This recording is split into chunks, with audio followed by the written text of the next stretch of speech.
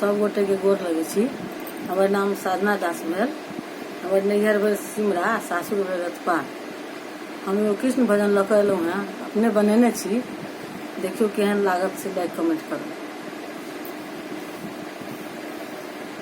कृष्ण जी मुरली बजावे बारी तान से, नंद के आंगन से ना।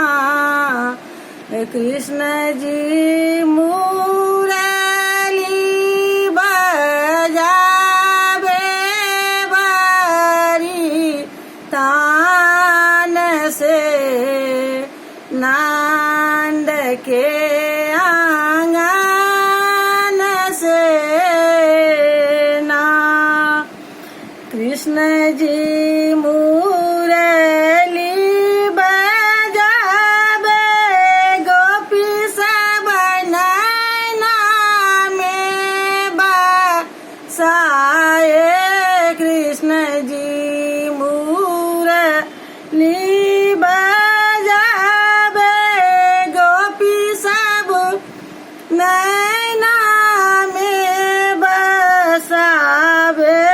कृष्ण जी मुरली बजावे घमासान से, नंद के आंगन से ना।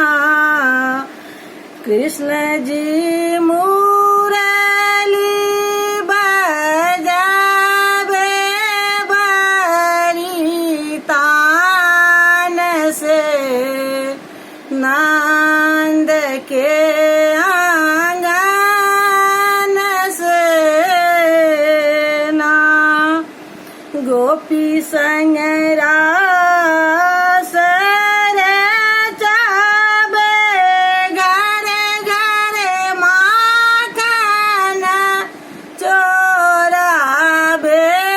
गोपी संग रास रचावे, घरे घरे माखन चोरावे।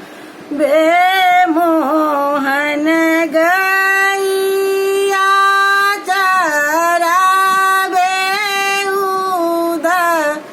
उदगार से, नंद के आंगन से ना। मोहन गैया चरावे उदगार से, नंद के आंगन से ना।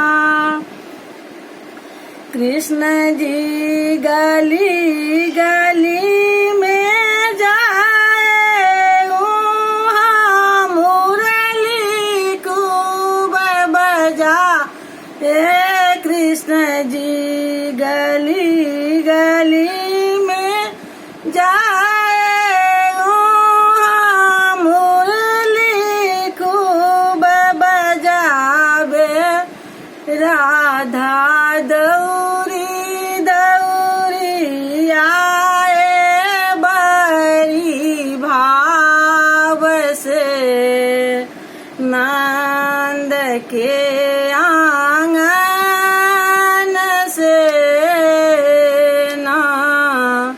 राधा दौरी दौरी आए बड़ी भाव से, नंद के आंगन से ना।